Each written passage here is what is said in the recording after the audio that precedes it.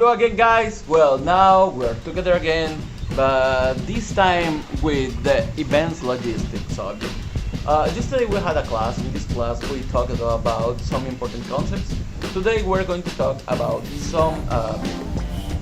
about the phases of events. So remember, put your headphones or earphones on, and let's go.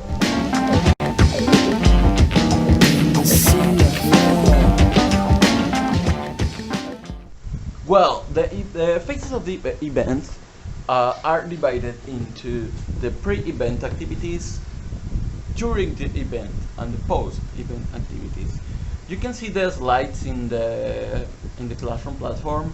If not, I'm going. Well, yes, you can, but I will also to include them here, right here. Yes, there. Okay. The pre-event planning. The pre-event is the planning and the organization of the event. Well, first, setting the goals and objectives. What are you going to make your event for? What is your objective? What is your goal? What do you want to do? What do you want to create? What are you creating it for? If you want different reasons to do it, and when we say the goals, is not just the main objective, right? Remember, as in a project, we have the general objective and we have some other more specific objectives. For example, one of your objectives of your goal can be maybe to organize a cocktails event to share the culture of the local drinks or beverages to the people, something like that, right? But another goal can be maybe to get the attention of the local population or to attract, I don't know, maybe an amount of people. Okay, what exactly do you want to achieve? What exactly what you want to do and to get with the organization of this event? That's something that you need to define as soon as possible. Okay, then definition of the purpose of the event. Okay, if this is a commemoration, if this is a promotion, if this is a celebration, if this is a homage to something, right?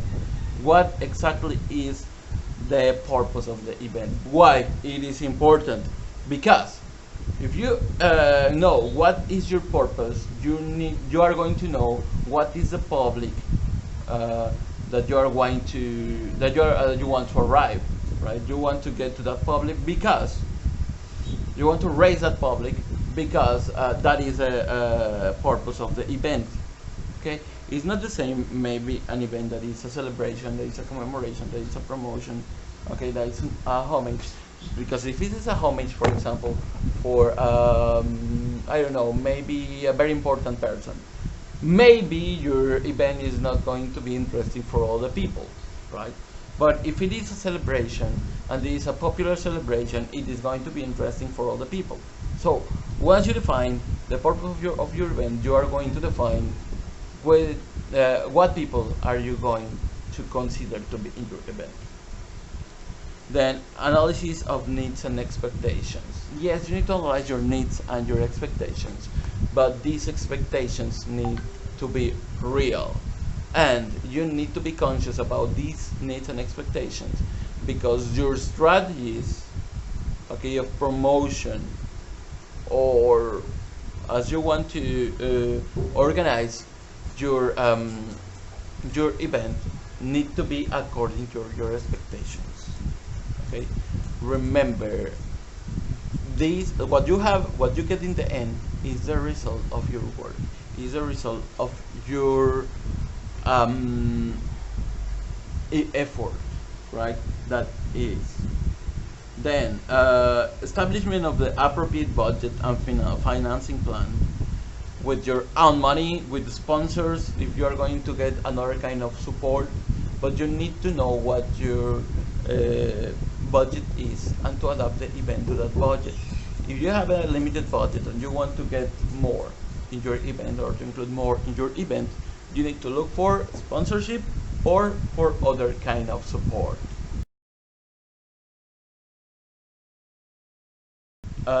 Quotes. it is recommended to make some quotes or take notes from different suppliers. Why? Because, well, you have your budget, but you need to use your money in the better way possible, right?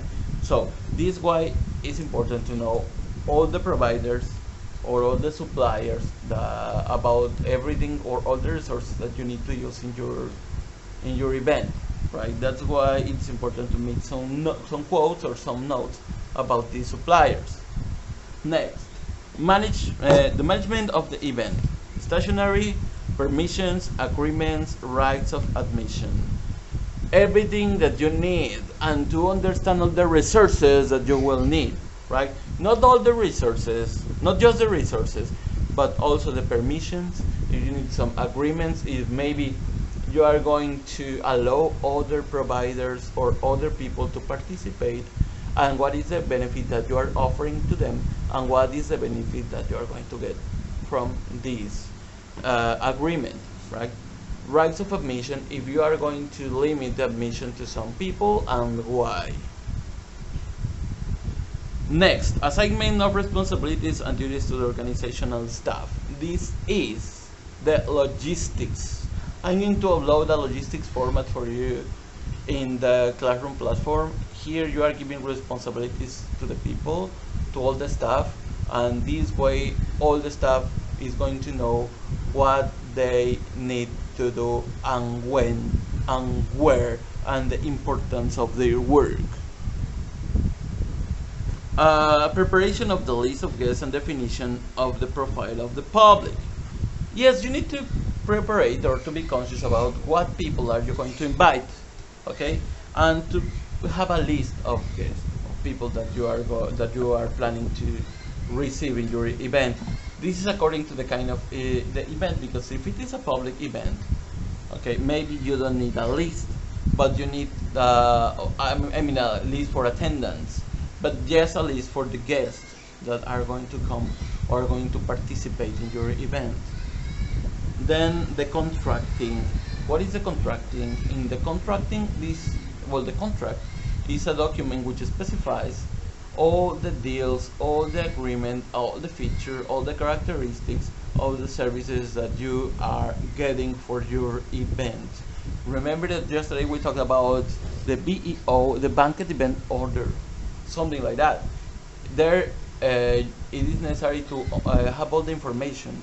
This is very important, because during the event, it's going to assure you that during the event you won't have any problem, okay, or with your providers or with the money or everything. You are getting what you are specifying, or you are offering what you are specifying in that specific document.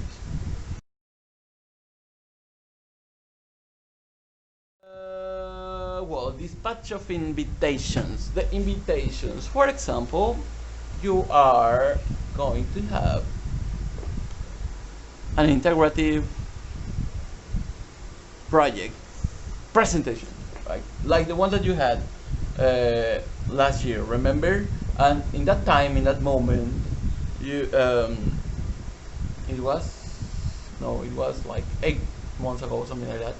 But you needed to give some invitations to the participants or to the people that was invited to assist, to attend to your event. The same here. Okay, you need to dispatch the invitations with some days in advance. This is according to the size of the event, but usually is recommended like 45 days in advance. If this is a very important and big event, if it's not, with some weeks in advance is okay. Organization of transport and lodging, transport for your guests, and maybe transport for your attendants. Banquet planning. What is the banquet planning? Is the amount that you need to feed the people who is going to help you, who is going to participate with you, and you need to organize a banquet service for them, or catering service for them. It depends, or it's up to you. And you need to define how are you going to deliver the food to these people, because if they are supporting, if they are participating for you, the less that you can do is to give them the food, right? And you need to organize this, and to look for a provider, and to make a contract, and to design a menu and to consider the preferences of the people, or maybe if the people can eat something or can drink something because they are allergic or something like that. There are a lot of things that you need to take into account. Okay. And establishment of the venue. What is the menu? The menu is a place where the event is going to be, right? You, for example, you are planning to make your event in the school or in the park or whatever. You need to establish the venue, establish the place according to your needs, according to the needs of attendance and of the infrastructure or equipment that maybe you can require. Development of the program. You need to have a program which needs to specify the time. It's like a schedule which specifies the time of every activity and the place of every single activity, right? To have everything organized and to know when something is going to start and when it is going to finish. It's going to end, right? Promotion of the image of the event. You need to create some promotion strategies, and remember that these promotion strategies are according to your goals and according to your expectations. Okay, if you want to get something, if you want to achieve something, you need to create a good promotion good promotion strategies, right? Then sending information to the press. This is something that it is important also. Because this is part of the promotion. Maybe the press or other companies are going to support your event by promoting it, okay? And you need to send them the information and to check first the information, right? Well, these are the activities that needs to be done during the event. Okay, now let's go with the activities in the event.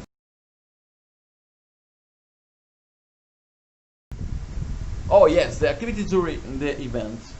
Well, the assembly is the provision of technical human resources in the place where the event will take place. This is something that is considered as part of during the event, but in fact this needs to be done in advance, 1 or 2 days in advance of the event previously, right? To have everything ready when the event starts, and obviously to check everything of these during the event or before the event starts. Okay, then the execution phase, in which being the participants of the event gathered in the same place and the same time, share the activities planned and others. Where here is where all the activities that you already planned are going to happen. Okay, you need to do everything that you planned to do, and you need to be checking everything, okay, to verify that everything is in order. Well, and now basically these are the events. This is short, it's a short part, but it's one of the hardest ones, because here you need to check everything, and you need to be sure that everything is okay. Let's go with the post event activities. Well, these are the post-event activities, and this part is called evaluation, but not all these activities are related to the evaluation. First, the event removal. Here you need to remove all the materials and to leave the place in the same state that you found it before the event, right? You need to remove everything and to clean everything. Now, it says results of evaluation. It's a final report, financial evaluation, analysis of the scope of objectives, follow up of the event, and send letters and appreciation. Well, remember that you was checking that everything was okay during the event, right? And you need to create a tool to evaluate how your event was carried out. It could be maybe a poll, maybe a survey for the attendance, for the participants, for the girls, for the staff, for all the people involved in your event. Okay, and you need to analyze those results. This is some important, or is very important information, because with the results or the result is going to help you to plan a better event in the future. Or maybe if this is an annual, I mean, an event that is going to